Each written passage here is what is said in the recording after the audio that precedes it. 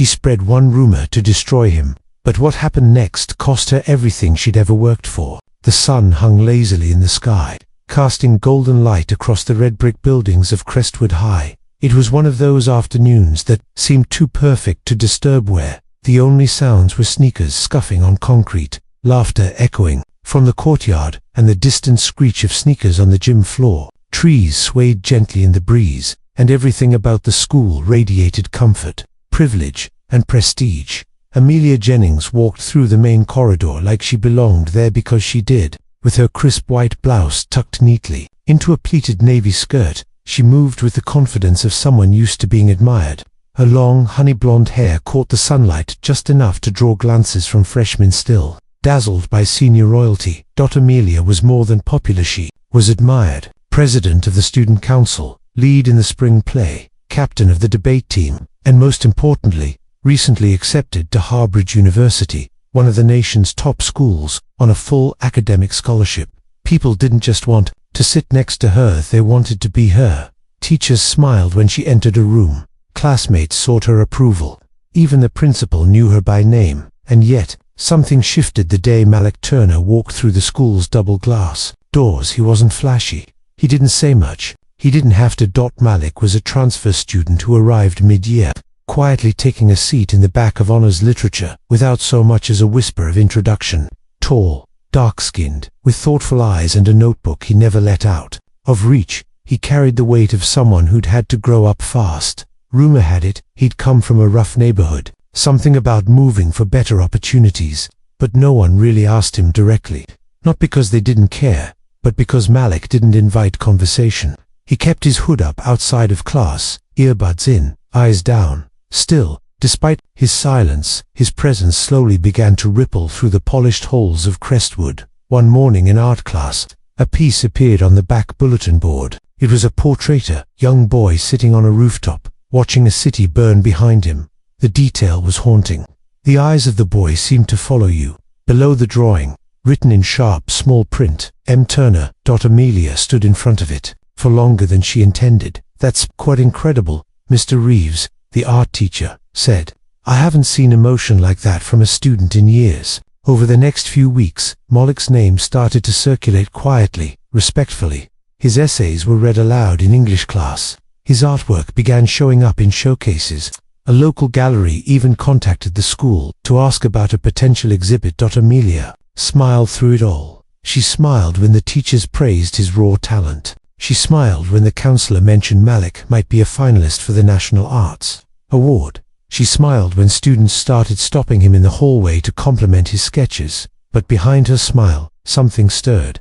A whisper, a flicker, of heat, not fear. Exactly, just irritation. He hadn't earned it. Not really. He wasn't in any clubs. He didn't volunteer. He wasn't seen leading anything. He just showed up with his moody notebook and his brooding stares, and suddenly, he was someone people talked about. There was a moment seemingly insignificant, when it all clicked for her. She was sitting in the library after school. Her speech for the regional debate competition, Mr. Chapman, her favorite English teacher, passed behind her and paused to chat with another teacher. Malik Turner. "That kid's got something special," he said. "You don't see that kind of insight at this age. It's like he's lived 3 lives already." Amelia's pen stopped mid-sentence. Special, she had poured years of her life into becoming someone worth admiring.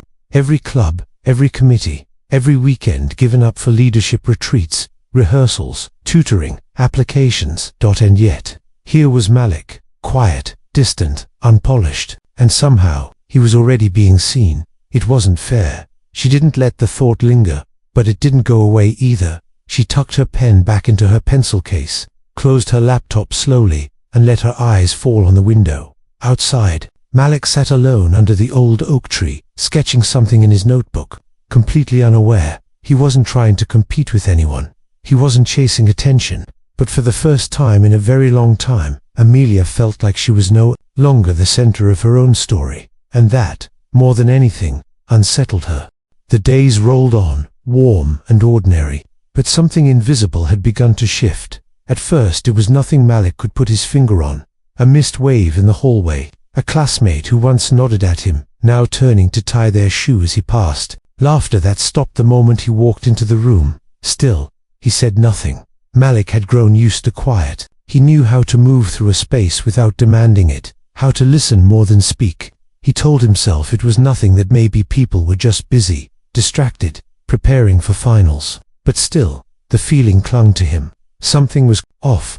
Across campus, Amelia was all smiles. Her laugh echoed confidently in the courtyard, her circle of friends growing tighter, louder, more attentive. "Have you seen Malik's new piece?" someone asked at lunch one day. Amelia didn't look up from her salad. "Oh, you mean the one with the melting city? I heard he copied that from some underground comic series. My cousin reads them." A pause, confused glances. "Seriously?" a girl whispered. Amelia tilted her head, her voice calm, almost apologetic. "I mean, it's just what I heard. But hey, talent is talent, right?" No one questioned her. They never did. Later that week, during rehearsal for the senior awards ceremony, Amelia leaned over to a friend and murmured, "Isn't it weird how Malik keeps getting nominated for all these things? Like, no offense, but he barely even talks." Her friend giggled. "Maybe he's got something going on with Mr. Reeves." Amelia didn't laugh. She just shrugged, eyes wide in feigned innocence. "I'm not saying that. I'm just saying, it's strange." And that was all it took. Just enough doubt to become poisoned by the following Monday. Malik felt it more clearly. He arrived early to art class, like always, eager to see if Mr. Reeves had hung up his latest Pisa charcoal series he had poured his entire weekend into. But the bulletin board was empty. His nameplate was gone. The space where his drawing had been displayed last week was replaced by a generic poster about creativity and discipline. Malik frowned. "Mr. Reeves," the teacher looked up from his desk, adjusting his glasses. "Oh, Malik, yes, I meant to tell you. I had to take your work down. We were evaluating the originality of some recent submissions. Standard procedure. Evaluating." Malik repeated. Mr. Reeves looked uncomfortable. He shuffled some papers. "Don't worry about it. Just part of our due diligence. I'm sure it's nothing." Malik didn't argue. He nodded, returned to his seat, and opened his notebook with trembling fingers. But inside, something knotted tight in his chest. The whispers followed him like shadows. "In the cafeteria, I heard he forged that gallery invitation. My cousin said he submitted AI-generated work. Like that's probably why he never lets anyone see him actually draw. In chemistry class, I bet he lied on his transcript. Probably got in here through some diversity loophole." Malik didn't confront anyone, he didn't push back. But his silence wasn't strengthened with survival. He walked home slower these days, taking the long route past the train tracks instead of the shortcut by the soccer field. He stayed later in the library, drawing in the farthest corner, away from curious eyes. The lightness in his sketch strokes vanished, replaced by tension, thick lines, harsher contrasts. When he got home, his mother noticed. "You okay, baby?" she asked, placing a steaming bowl of stew in front of him. He offered a tight smile. "Yeah, just tired." She didn't push. She never did. Raising a son on her own, she had learned to read pain in the things he didn't say. But meanwhile, Amelia watched it all unfold from the sidelines. It wasn't that she wanted to destroy him, not really, but every time someone stopped talking to Malik, every time a teacher hesitated before praising him, every time a rumor planted itself just deep enough to grow, she felt a sense of restored balance. She wasn't trying to ruin him, she was just leveling the field. After all, he hadn't worked for any of this, not like she had. He didn't network, he didn't campaign, he didn't sacrifice weekends for college prep and leadership clinics. He just sketched and brooded and somehow charmed people without even speaking. And deep down, Amelia feared something she could never say aloud. What if people liked Malik, not because he was different, but because he was better? One afternoon, Malik sat alone behind the library, his back against the cool brick wall, sketching a boy trapped inside a glass box, screaming, but no one could hear him. His pencil trembled. For the first time in weeks, he wondered if coming to Crestwood had been a mistake. He didn't know why people had turned cold. He didn't know why his work was being questioned. He didn't know why the world seemed to shift beneath his feet so quickly. Without warning, all he knew was this: he hadn't changed, but everything around him had, and it was only the beginning. The email was short, untraceable. It arrived in the school's administrative inbox just after midnight on a Sunday. "I have reason to believe Malik Turner plagiarized parts of his college application essay. There are identical lines from a Piece published online in 2017. Please investigate. There was no name, no signature. Just the link dead now, but the seed had been planted. By Tuesday morning, Malik was called to the counselor's office. He walked in, confused but calm, expecting it might be something about scholarships or transcripts. But when he saw the look on Ms. Dalton's face, tight-lipped, her hands folded stiffly on her desk, his stomach dropped. Malik, she said gently, we received an anonymous report that parts of your application essay may not be original. His breath caught. What? We're required to follow up on any academic misconduct claims, she continued. We forwarded your essay to the review board and temporarily paused communication with your university choices until this is resolved. He blinked. You think I cheated? No one is saying that, she replied, but her voice lacked conviction. It's just a procedure. Please try not to worry. But he did worry. He worried when she mentioned that his recommendation letters written by teachers who'd grown distant in recent weeks were also being re-evaluated for consistency. He worried when the Harbridge University portal updated his application status to under further review, and he worried even more when he got home and had to explain it all to his mother. Kendra Turner had never missed a shift. She worked mornings at the bakery and evenings cleaning offices downtown. She napped on buses and scraped calluses from her hands in silence, all for her boy. When Malik told her what had happened, she sat down on the edge of their worn-out couch and stared at the wall. This doesn't make sense, she whispered. I didn't copy anything, Mom. I swear. No, you didn't, she said quickly, fiercely. You don't even let me help you with your essays. But the damage had been done. Doubt had slithered its way into the places it didn't belong, not just in the offices of administrators, but in the eyes of students who once nodded at him in passing, and even in the silence of teachers who now avoided calling on him in class. The rumors evolved. He stole his essay. His uncle's in jail. Right. Maybe that's where he learned it. I heard Harbridge dropped him already. By the end of the week, Malik had stopped showing up to art club. He skipped his audition for the spring play. He stopped turning in sketch assignments. He didn't raise his hand. He barely looked up. And nobody asked why. Even Mr. Reeves, who once praised Malik as a once-in-a-decade talent, seemed more interested in grading papers than reaching out. Amelia watched it all happen with a strange sense of numbness. She hadn't expected things to spiral this far. She just wanted the scales to tip just a little. Just enough to slow Malik down. Just enough to remind people who truly belonged on that pedestal. But the fallout was quieter than she imagined. Quieter and heavier. No one cheered. No one high-fived her in the hallway. This wasn't a movie scene where the villain wins. It was just silence, and Malik, a shadow of himself, slipping further into the background. One rainy afternoon, Amelia passed by the art room and caught a glimpse through the narrow glass window. Malik sat alone at the back, not drawing, just staring out the window.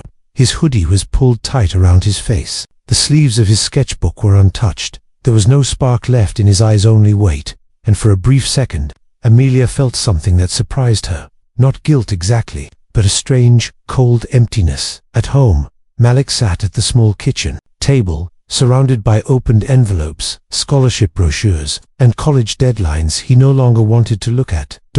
His mother paced behind him, phone in hand, making call after call. No, I need to speak to someone directly. My son is being investigated over a lie, and you're jeopardizing his future. Her voice cracked. She hung up, and for the first time in years, Malik saw tears roll down her cheeks. I worked so hard for this, he said quietly, staring down at his hands. I didn't even do anything wrong. Why does it feel like I'm the one being punished? Kendra knelt in front of him, gripping his hands. Because baby, the world isn't fair.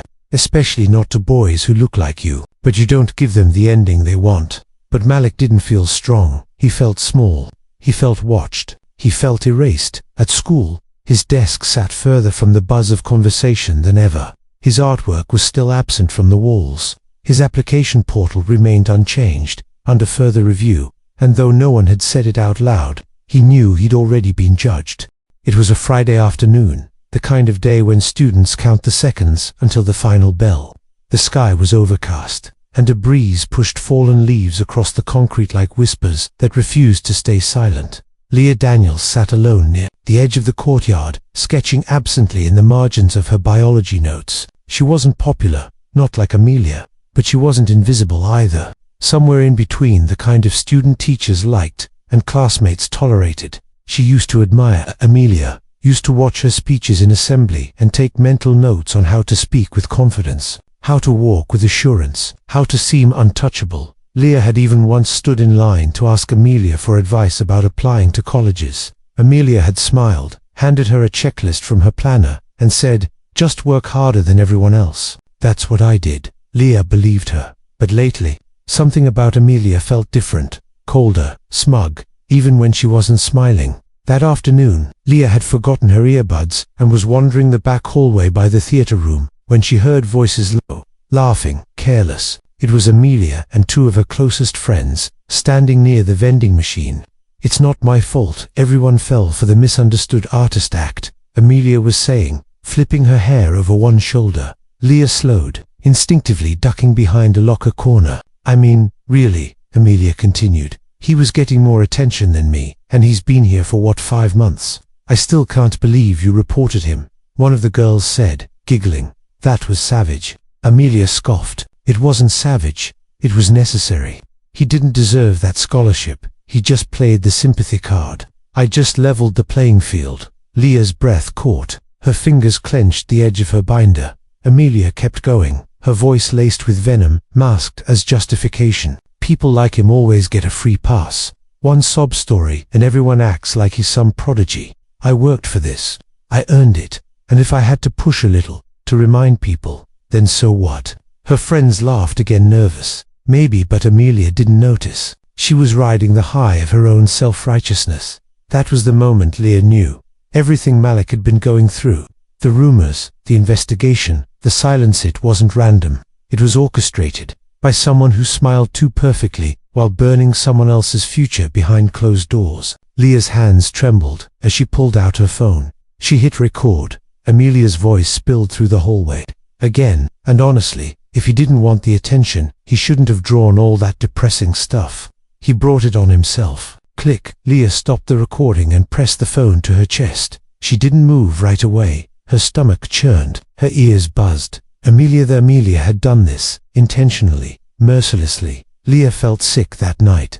Leah couldn't sleep. She lay in bed, staring at the ceiling, the voice memo playing over and over in her mind. She thought about how Malik used to sit in the front row of art club, quietly sketching while others laughed and joked around. She thought about how he stopped showing up, how his smile disappeared, how even the light in his eyes dimmed over the last month. She remembered the day she'd passed him in the hallway when he looked up, almost hopeful, and she had looked away. She hadn't known then, but she knew now, and she couldn't unknow. The next morning, Leah sat at her desk before school, staring at the recording again. She could delete it, she could walk away, or she opened a blank email draft, typed in the school principal's address, attached the voice memo, no subject, no name. Then, with her heart pounding like a drum inside her chest, she hit send. It was done. The recording was out there now. The truth was no longer a secret, and Leah, for the first time in weeks, felt like she could finally breathe. It started quietly, no announcements, no emails, no gossip, at least not at first. But on Monday morning, as students filed into the main hallway at Crestwood High, something felt different. There was a shift in the air, a tension that hadn't been there before. Amelia Jennings noticed it the moment she stepped through the doors. People weren't smiling at her. A few looked away when she made eye contact. Others whispered to each other with their heads tilted slightly in her direction, just enough for her to notice but not enough to catch what they were saying. Her eyes narrowed. She brushed it off. Maybe someone had posted a rumor about her outfit, or maybe they were jealous. Jealousy followed her like a shadow. That's what she told herself, anyway. But by third period, she was called to the front office. The secretary didn't look at her when she gestured toward the principal's door. She just nodded stiffly and said, "You can go in now." Inside, Principal Hargrove sat stone-faced behind his desk. Beside him was Ms. Dalton, the guidance counselor, holding a printout of something that made the blood drain from Amelia's face, a transcript of a recording. Her recording. The moment Leah's anonymous email arrived that Saturday, the principal had listened to it twice, then again with the school board director, then again with the legal department. By Monday morning, it had been forwarded To the admissions board at Harbridge University, the voice in the recording was unmistakably Amelia's. He didn't deserve it. I just leveled the playing field. People like him always get a free pass. I worked for this. He just played the sympathy card. Amelia sat frozen in the principal's office as they read back her own words. We've confirmed the recording is authentic, Mr. Hargrove said, voice firm but unreadable. And based on the timestamp, it aligns with the anonymous report filed against Malik Turner several weeks ago.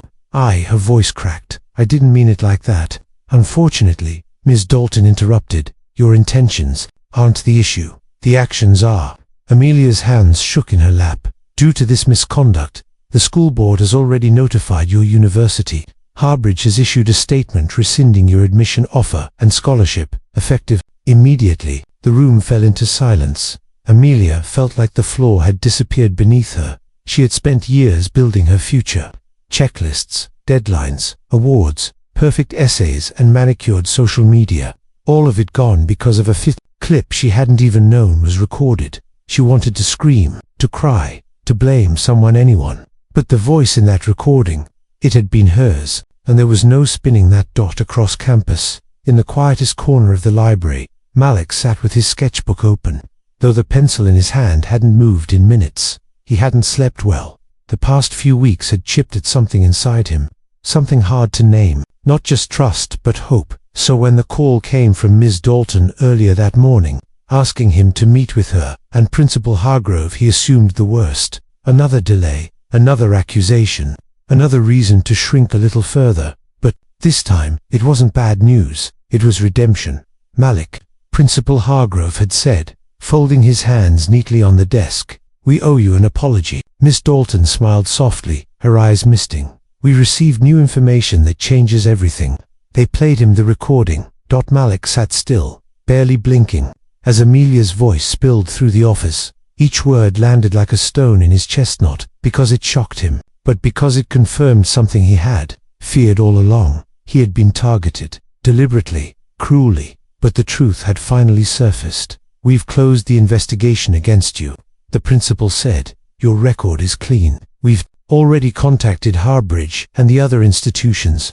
They're reinstating your application. For the first time in weeks, Malik let out a breath he didn't know he'd been holding. Not relief-release. He nodded, too overwhelmed to speak. That afternoon, a quiet buzz swept through the school. Not from Malik. He didn't say a word. He walked the halls with the same calm presence as always, his backpack slung over one shoulder, sketchbook in hand. But people noticed. They looked him in the eye. Again, some nodded, some whispered apologies he didn't acknowledge. He passed by the bulletin board outside the art room and found his latest piece had been reframed this time, spotlit. At the bottom, a placard now read, original work by Malik Turner, featured artist Crestwood Spring Showcase. He stood there for a moment, not smiling, just whole again. Meanwhile, Amelia's world shrank. Friends stopped replying to texts. Her teachers grew formal, distant. Her inbox was flooded with statements from the university, from the board, from committees she was no longer a part of. No more college, no more award ceremony speech, no more applause. She sat alone at lunch, picking at food she didn't eat. Some students stared, some whispered, some didn't look at her at all. But this time, she was the one being erased. The halls of Crestwood High had changed, not in color, not in structure, but in atmosphere, subtle, electric. Where there was once applause and admiration, now there were hushed voices and heavy silences. And at the center of that silence stood Amelia Jennings, moving through the corridors like a ghost of her former self. She still walked with the same posture. Her hair was still brushed to perfection, but the eyes that used to follow her with envy now followed her with something else. Discomfort, curiosity, regret. It was the third day after the announcement had spread, 3 days since Harbridge had officially rescinded her offer, since the truth had surfaced and everything unraveled. And now, she was waiting, standing near the lockers, near the East Wing stairwell, gripping her notebook like a shield. She heard his steps before she saw him. Malik tall, calm, steady as if the storm had passed right over him but never broken him. He wore a dark denim jacket over a black t-shirt, sketchbook in hand, headphones slung around his neck. His stride was relaxed, but his eyes carried a depth that felt older than anyone in that building. This was her moment. Amelia stepped forward. Her voice, for the first time in a long time, was small. "Malik." He paused, just slightly. I just wanted to say, I'm sorry. She faltered. I was wrong. About everything. I let it get to me, and I thought." He turned to face her. There was no anger in his eyes, no fire, just a calm, unreadable stillness that somehow hurt more. "I don't hate you," he said quietly, "but I won't excuse you either." She looked down, swallowing hard. "I ruined everything," she said, "and I don't even know why I did it." He let the silence hang for a moment, then gave a single nod. Then he walked past her, composed, unshaken. He didn't need revenge. He had something better. Peace. That afternoon, Malik sat beneath the same oak tree where he used to sketch alone. But now he wasn't alone. Leah Daniel sat beside him, legs crossed, a book resting on her knees. She didn't say much, and neither did he. But in that silence, something had changed. They didn't need words. She had spoken when it mattered most. She had told the truth, when no one else dared to, and Malik knew what it cost her, because Leah wasn't the type to seek attention. She hadn't exposed Amelia to be a hero. She hadn't posted about it. She didn't want recognition. She had just done the right thing. He looked over at her. "Why'd you do it?" he asked softly. Leah glanced at him, surprised he'd spoken first. She shrugged. "Because it was wrong. And because I think if someone had done that to me, I'd want someone to stand up for me too." He nodded slowly. "Thanks." They sat in silence a while longer. Then she pointed at his sketchbook. "Can I see what you're working on?" He hesitated, then opened it and handed it over. Inside, a new drawing. A boy standing in the center of a cracked street, holding a lantern that lit only his own feet, but behind him, dozens of others followed. Guided by his light, Leah stared at it, then looked up. "That's beautiful." Malik smiled, just barely. "It's for the program." She raised a brow. "Program?" He nodded. "I got invited to a mentorship group, young artists of color from across the state. They saw my work through the gallery last month. I start this summer." Leah beamed. "That's amazing." "It is," he said, his voice soft but steady. It was amazing, not because it validated him, but because it reminded him of something he almost forgot. He was still moving forward, and now, no one could take that from him. Amelia never tried to apologize again. She sat in the back row of classes now, quiet, removed. She didn't run for anything, didn't speak at assemblies, didn't post online. The spotlight had gone dark, and in that darkness, she was learning. Maybe not grace, not yet, but humility, and perhaps that was the first step. Malik kept drawing, not for grades, not for awards. Just for himself. And slowly, his sketchbook began to fill with color again, lines no longer jagged with tension, but alive with movement and meaning. He had been tested, misjudged, betrayed, but in the end, he wasn't bitter. He was becoming. And for the first time in a long time, he felt free. Jealousy whispers lies louder than truth can speak, but the truth always finds its voice. It hides in quiet thoughts, in fleeting glances, in the corners of conversations we don't dare finish aloud. Jealousy doesn't scream. It doesn't announce itself. It whispers softly enough to sound like reason, familiar enough to feel like truth. That's how it began. But the truth. The truth waits. It watches. And when the time is right, it rises.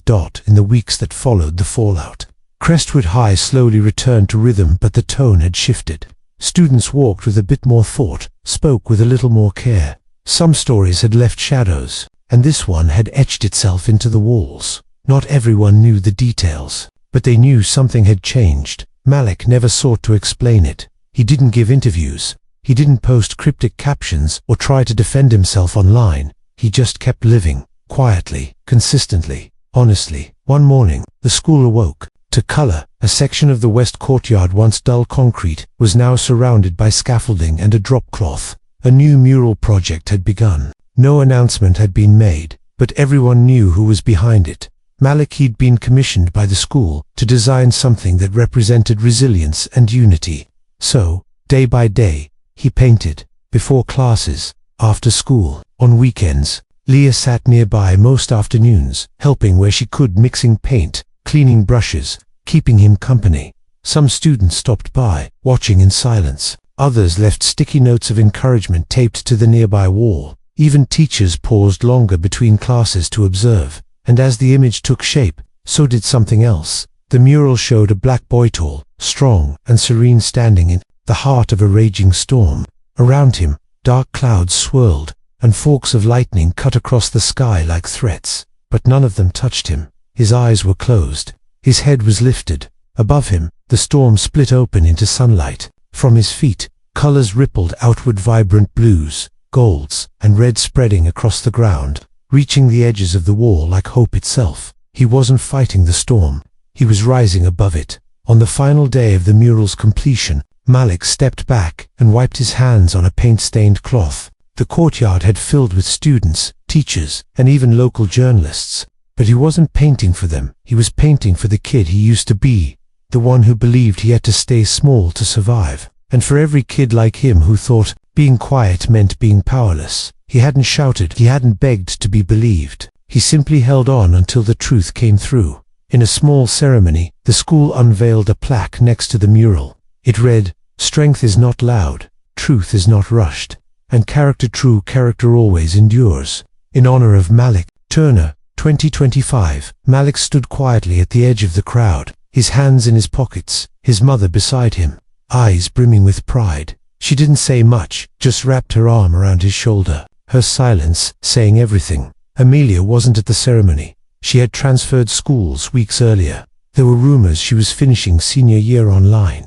No one really talked about her anymore. No one needed to. She had made her lived its consequences. But perhaps, in some quiet place, she'd seen the mural too.